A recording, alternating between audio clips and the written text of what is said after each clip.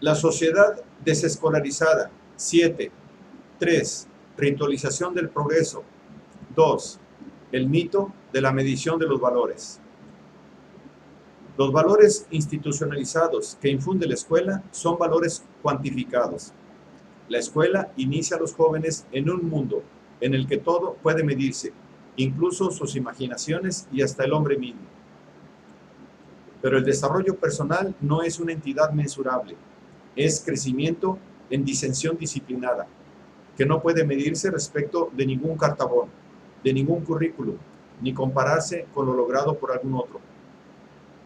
En ese aprendizaje uno puede emular a otros solo en el empeño imaginativo y seguir sus huellas más bien que remendar sus maneras de andar. El aprendizaje que yo aprecio es una recreación inmensurable.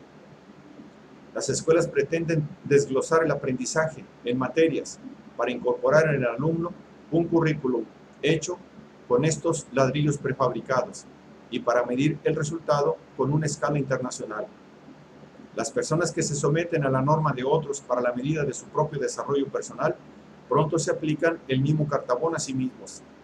Ya no es necesario ponerlos en su lugar, pues se colocan solos en sus casilleros correspondientes. Se comprimen en el nicho que se les ha enseñado a buscar, y en el curso de este mismo proceso colocan a sí mismo a sus prójimos en sus lugares, hasta que todo y todos se encajan. Las personas que han sido escolarizadas hasta su talla dejan que la experiencia no mensurada se les escape entre los dedos. Para ellas, lo que no puede medirse se hace secundario, amenazante. No es necesario robarles su creatividad. Con la instrucción han desaprendido a hacer lo suyo, a ser ellas mismas, y valoran solo aquello que ha sido fabricado o podría fabricarse. Una vez que se ha escolarizado a las personas con la idea de que los valores pueden reproducirse y medirse, tienden a aceptar toda clase de clasificaciones jerárquicas. Existe una escala para el desarrollo de las naciones, otra para la inteligencia de los nenes, e incluso el avance hacia la paz puede medirse según un recuento de personas. En un mundo escolarizado, el camino hacia la felicidad está pavimentado con un índice de precios para el consumidor.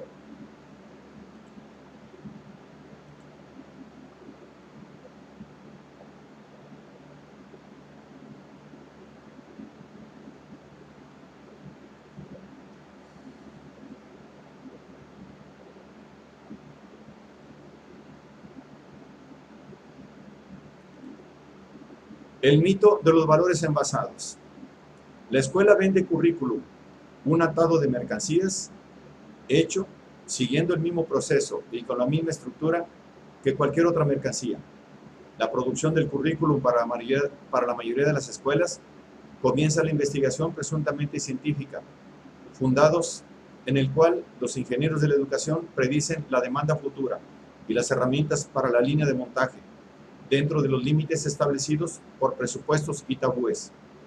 El distribuidor profesor entrega el producto terminado al consumidor alumno, cuyas reacciones son cuidadosamente estudiadas y tabuladas a fin de proporcionar datos para la investigación que servirán para preparar el modelo siguiente, que podrá ser desgraduado o concebido para alumnado, enseñado en grupo, con ayudas visuales o centrado en temas.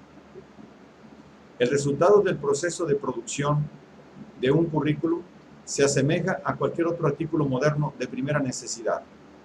Es un paquete de significados planificados, una mercancía cuyo atractivo equilibrado la hace comercializable para una clientela lo bastante grande como para justificar su elevado coste de producción. A los consumidores alumnos se les enseña a ajustar sus deseos a valores comercializables, de modo que se les hace sentirse culpables si no se comportan de conformidad con las predicciones de la investigación sobre consumidores mediante la consecución de grados y diplomas que les colocará en la categoría laboral que se les ha inducido a esperar. Los educadores pueden justificar unos currícula más costosos fundándose en lo que han observado, a saber, que las dificultades de aprendizaje se elevan en proporción con el costo de currículum. Esta es una aplicación de aquella ley de Parkinson que dice que una labor se expande junto con los recursos disponibles para ejecutarla, esta ley puede verificarse en todos los niveles de la escuela. Por ejemplo,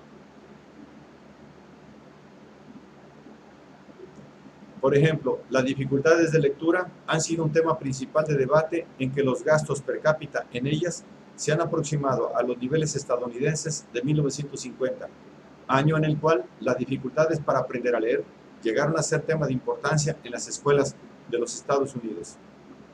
De hecho, los estadounidenses saludables redoblan su resistencia a la enseñanza conforme se ven más cabalmente manipulados. Su resistencia no se debe al estilo autoritario de una escuela pública o al estilo seductor de algunas escuelas libres, sino al planteamiento fundamental común a todas las escuelas, la idea de que el juicio de una persona debiera determinar qué y cuándo debe aprender otra persona.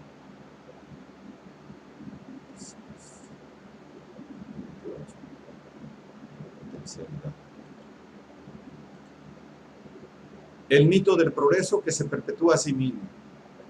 Los crecientes costes per cápita de la instrucción, aun cuando vayan acompañados por réditos de aprendizajes decrecientes, aumentan paradójicamente el valor del alumno o alumna ante sus propios ojos y su valor en el mercado. La escuela, casi al coste que sea, iza a empeñones al alumno hasta el nivel del consumo curricular competitivo, hasta meterlo en el progreso hacia unos niveles cada vez más elevados. Los gastos que motivan al alumno a permanecer en la escuela se desbocan conforme asciende la pirámide.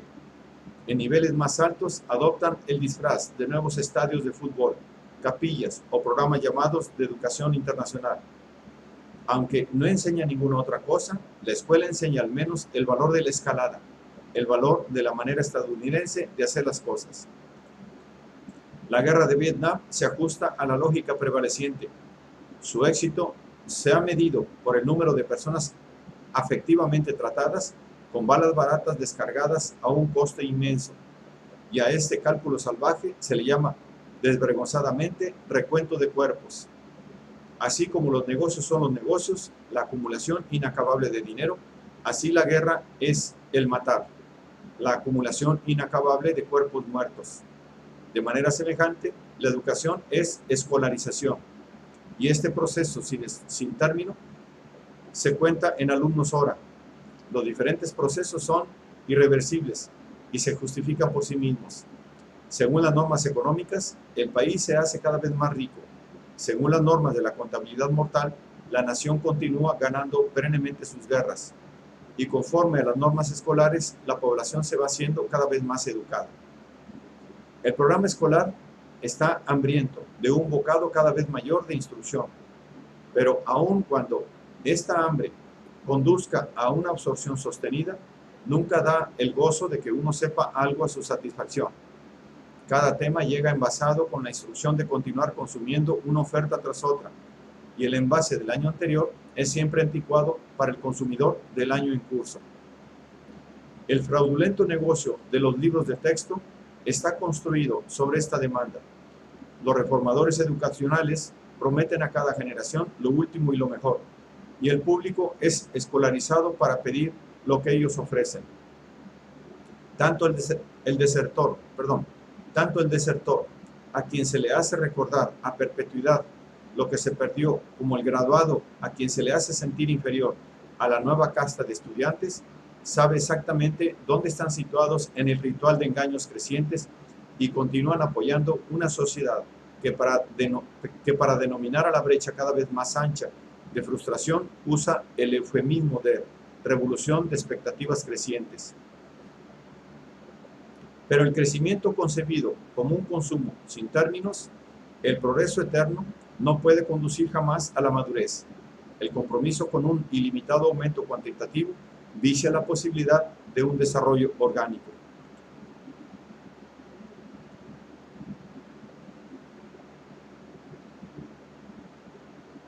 El juego ritual y la nueva religión mundial. En las naciones desarrolladas, la edad para salir de la escuela excede el aumento de los años de vida probable. Dentro de una década se cortarán ambas curvas y crearán un problema para Jessica Mitford y para los profesionales que se interesan en una educación terminal. Me hace recordar la Edad Media tardía, cuando la demanda por los servicios de la Iglesia sobrepasó la duración de vida y se creó el purgatorio para purificar las almas bajo el control papal antes de que pudiesen ingresar en la paz eterna.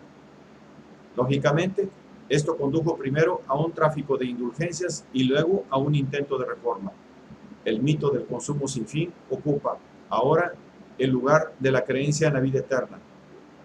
Arnold Toynbee señaló que la decadencia de una gran cultura suele ir acompañada por el surgimiento de una nueva iglesia universal, que lleva la esperanza al proletariado interior mientras atiende al mismo tiempo las necesidades de una nueva casta guerrera. La escuela parece eminentemente apta para ser la iglesia universal de nuestra decadente cultura. Ninguna institución podría ocultar mejor a sus participantes la profunda discrepancia entre los principios sociales y la realidad social en el mundo de hoy. Secular, científica y negadora de la muerte, se ciñe estrechamente al ánimo moderno. Su apariencia clásica, crítica, la de hacer aparecer, si no antirreligiosa, al menos pluralista. Su currículum define la ciencia y la define a ella misma mediante la llamada investigación científica. Nadie completa la escuela, todavía. No cierra sus puertas a nadie sin antes ofrecerle una oportunidad más. Educación de recuperación para adultos y de continuación. La escuela sirve como una eficaz creadora y preservadora del mito social, debido a su estructura como juego ritual de las promociones graduadas. La introducción a este ritual es mucho más importante que el asunto enseñado o el cómo se enseña. Es el juego mismo el que escolariza, el que se mete en la sangre y se convierte en hábito. Se inicia a una sociedad entera en el mito del consumo sin fin de servicios. Esto ocurre hasta tal punto que la formalidad de participar en el ritual sin término se hace obligatoria y compulsiva por doquier. La escuela ordena una rivalidad ritual en forma de juego internacional que obliga a los competidores a achacar los males del mundo a aquellos que no pueden o no quieren jugar.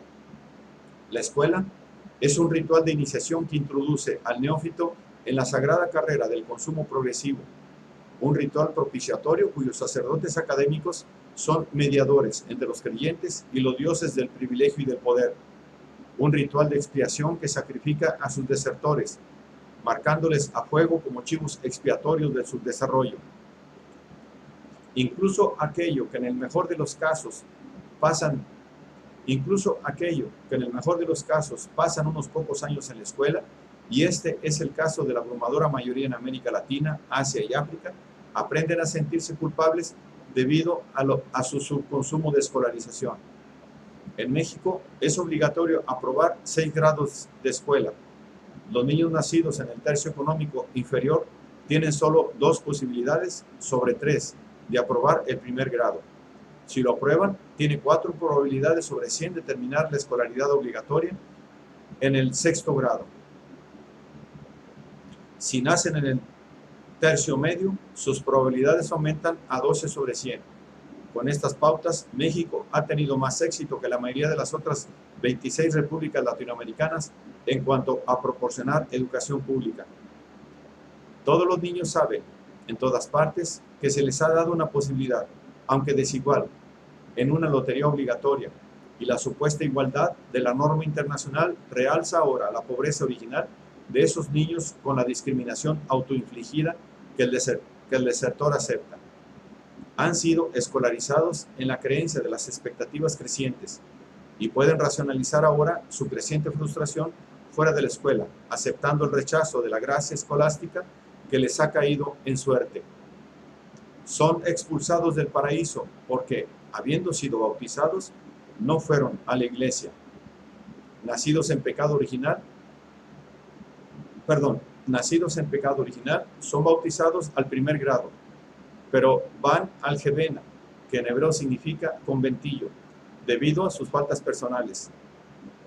Así como Max Weber examinó los efectos sociales de la creencia en que la salvación pertenecía a quienes acumulaban riqueza, podemos observar ahora que la gracia está reservada para aquellos que acumulan años de escuela.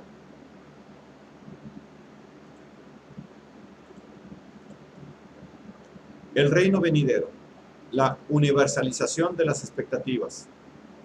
La escuela conjuga las expectativas del consumidor expresadas en sus pretensiones con las creencias del productor expresadas en su ritual.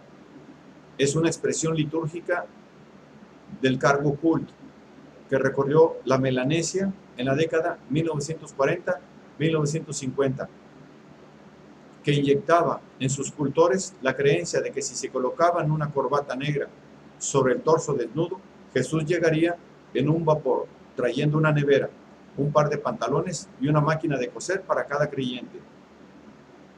La escuela funda el crecimiento. La escuela funda el crecimiento en humillante dependencia de un maestro con el crecimiento en el vano sentimiento de omnipotencia que es tan típico del alumno que quiere ir a enseñar a todas las naciones a salvarse. El ritual está moldeado según los severos hábitos de trabajo de los obreros de la construcción y su finalidad es celebrar el mito en un paraíso terrestre de consumo sin fin, que es la única esperanza del desgraciado y el desposeído. A lo largo de la historia ha habido epidemias de insaciables expectativas en este mundo, especialmente entre grupos colonizados y marginales en todas las culturas. Los judíos tuvieron durante el Imperio Romano sus esenios y mesías judíos. Los siervos de la Reforma tuvieron su Tomás Munzer. Los desposeídos indios, desde el Paraguay hasta Dakota, sus contagiosos bailarines. Estas sectas estaban dirigidas siempre por un profeta y limitaban sus promesas a unos pocos elegidos. En cambio, la espera del reino a que induce la escuela es impersonal más bien que profética y universal más bien que local. El hombre ha llegado a ser el ingeniero de su propio Mesías y promete las ilimitadas recompensas de la ciencia a aquellos que somete a una progresiva tecnificación para su reino.